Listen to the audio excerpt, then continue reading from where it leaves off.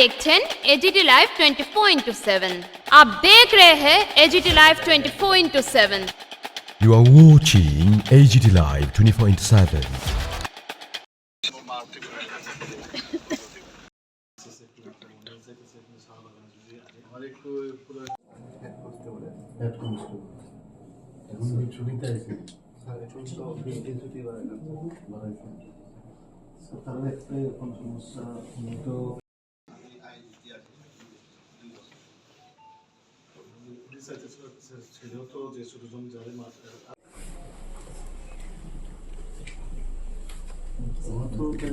সাথে সাথে সিএমের লগে হ্যাঁ 50 এটা কি বিজ্ঞানী আছে এখন মণিপুরি পোস্টিং আছে পুরা মেঘালয় এখান থেকে এমবিএ যে পড়াইতে ভর্তি গেছে আগে দিল্লিতে সিজিএল এ কোচিং করতে আচ্ছা দিল্লি থেকে টেস্ট দিয়েছে কোন ব্যাটলে পড়ার লিখতেছে হ্যাঁ 50 এটা কি বিজ্ঞানী আছে এখন মণিপুরি যে 19-20 তারিখে আসতে হবে আপনার যে এক্স্যাক্টলি কোনো কি এজেন্ডা জানি না সমস্ত চিফ মিনিস্টারদেরকে বলেছে যে যাওয়ার জন্য তো যেহেতু 19 তারিখ তো 18 তারিখ আমার যেতে হবে আমি নিশ্চিত যে আগামী সব চিফ মিনিস্টারের সাথে দেখা হবে তো দামিজির সাথে দেখা হলে ওনাদের যে বিষয়গুলো আছে যে কথাগুলো বলেছেন তো ওনাকে বলবো আমি স্যার আসামে 26শে ডিসেম্বরের ঘটনা যে সে যখন মানে মারা যায় তখনই তো সাথে সাথে আমি উত্তরাখণ্ডের যিনি মাননীয় মুখ্যমন্ত্রী দামিজি পুষ্কর সিং দামিজি ওনার সাথে আমি কথা বলেছি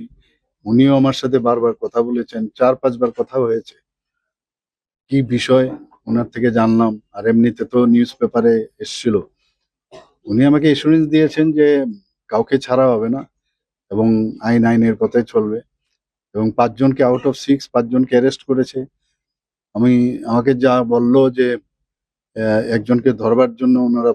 পুরস্কারও যেরকম হয় ঘোষণা করেছে তো এখন যা জানলাম এখানে এখনো অব্দি ওকে ধরতে পারিনি পুলিশের হাত তো লম্বা ধরতে তো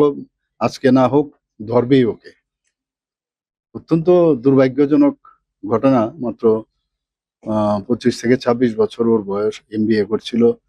এমবিএ করে পাশও করেছিল বলে প্লেসমেন্টও পেয়ে গেছিল দিল্লিতে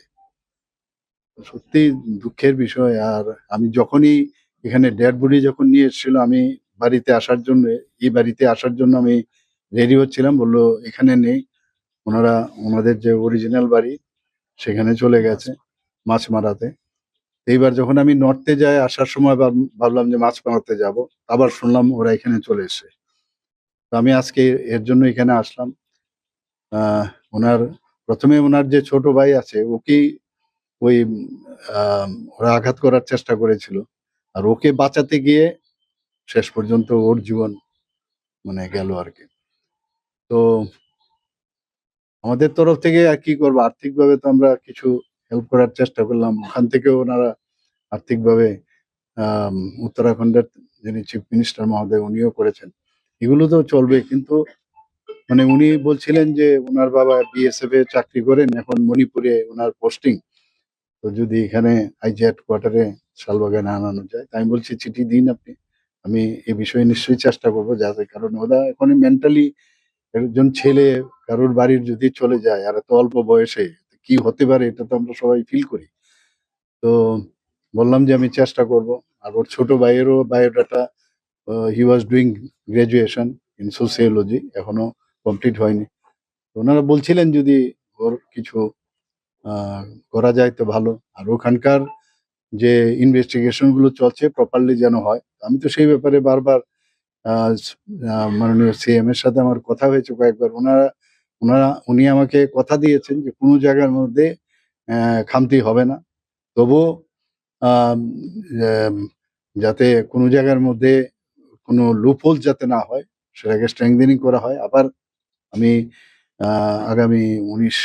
তারিখ দিল্লি যাচ্ছি আমি 18 তারিখ যাব 19-20 আমার বৈঠক আছে তো মাননীয় মুখ্যমন্ত্রীর সাথে দেখা হবে ওনাকে আমি আরো পুরো ডিটেলস ওনাদের যা ওনারা বলেছেন সেই বিষয়গুলো ওনার গোচরে আনবো বললো যে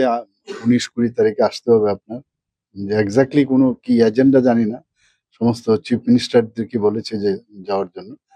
তো যেহেতু 19 তারিখ, তো 18 তারিখ আমার যেতে হবে। আমি নিশ্চিত যে আগামী দিন সব চিফ মিনিস্টারের সাথে দেখা হবে। তো ধামিজির সাথে দেখা হলে উনাদের যে বিষয়গুলো আছে, যে কথাগুলো বলেছেন, ये न्यूज तो मैं तो कंटेंट बोल रहा हूँ। देखने के लिए शुक्रिया। अगर आपका कोई सुझाव है तो हमें कमेंट कीजिए, सब्सक्राइब कीजिए